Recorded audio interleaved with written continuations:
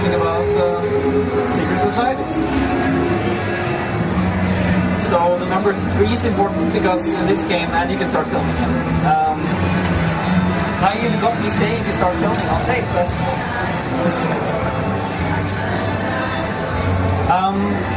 Yeah, so secret societies is what we're going to be talking about today, and basically about how players can be a part of it, what they mean to the game, some of the gameplay we're going to be talking about, revealing a little bit about everything. And as Eiling already spoiled, we're going to be showing some early in-game footage.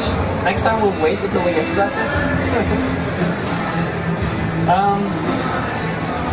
Our game is about the sort of the powers that control our world without most people knowing it. The things that happen in the shadows and in the back alleys and the dark forests and the ancient fortresses and the abandoned research facilities and all those secret things that happen without any of us knowing. And of course the orchestrators of a lot of that are the secret societies. And in this game we have 3 basically factions that players join when they start the game. You have to decide early on, and you have to stick with that. So that's why we're also at a very early stage. We want to reveal these secret societies so that people can actually start thinking about it, role-playing a bit, starting to sort of get a feel for what they are. So by the time the game comes out, everybody will be ready. They'll have chosen their faction. They'll already be sort of, you know, in the secret society and working for that. So what we're going to do to begin with is just to give you guys an introduction about the secret societies and what they're all about. I'm going to show some videos and I'm going to talk a little bit about each society. Starting with these guys. The Templars. Right, so these are the Templars. They're old school. They're basically the Knights Templar is an offshoot of these guys. These guys have been around even longer than the Knights Templar. They've been around for thousands of years, and they've been fighting evil for thousands of years, and they've been doing it with extreme prejudice. These guys, like they say, they're not participating in the war of evil. They are the war of evil. They're located and headquartered in London. So when you join the Templars, you'll be starting out in London. That'll be your starting city. That's where you have your home, your base.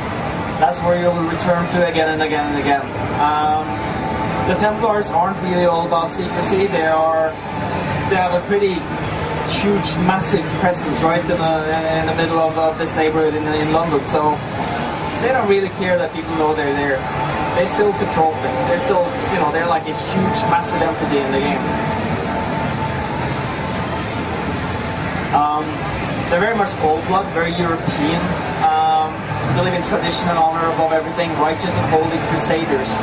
They're still on a crusade, this time against demons and vampires and all the evil in the world.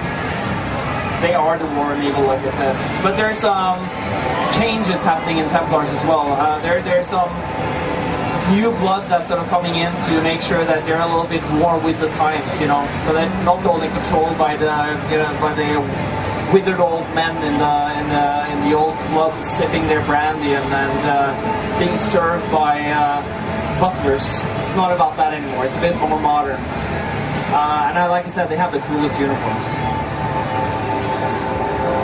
The next guys are the Illuminati, and they're a bit different. These guys are much more about reinventing themselves rather than being sort of stuck in the past. These guys are the arch enemy of the Templars. They've always been fighting. The Illuminati were driven out of Europe by the Templars hundreds of years ago, and they sort of set up a base in the New World in America. And they're run like a huge corporation. It's very ruthless, very cutthroat, and very secretive. These guys have their headquarters basically underground.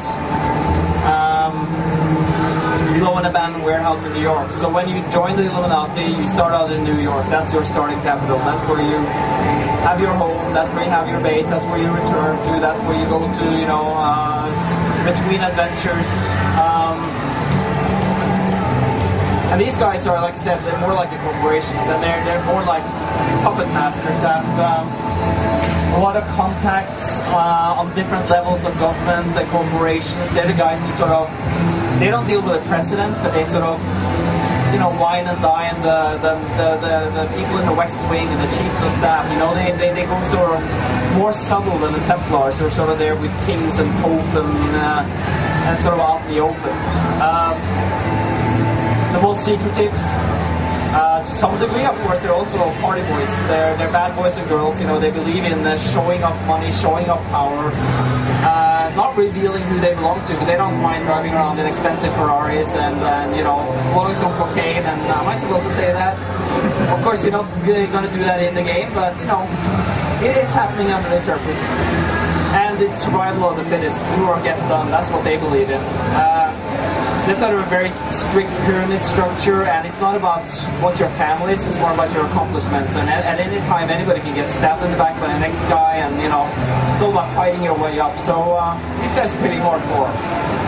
It's as well known as the Templars and the Illuminati, of course, but they've been working behind the scenes for a very long time.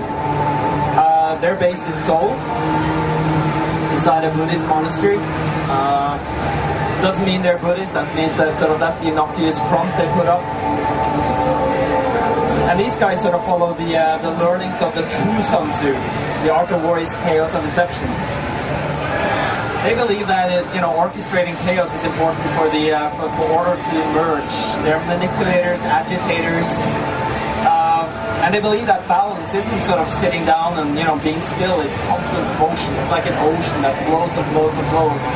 The dragon knows this, and the dragon understands this, and they believe they're the only one who really understand everything. So they've always been sort of between the other societies, sort of pulling the strings between them, setting them up against each other to make sure that they're always at the end of the day left standing without, you know, without too many dead, without too many wounds. So they're an interesting group. So that's our 3 secret societies. Like I said, when you start the game, you'll be asked to basically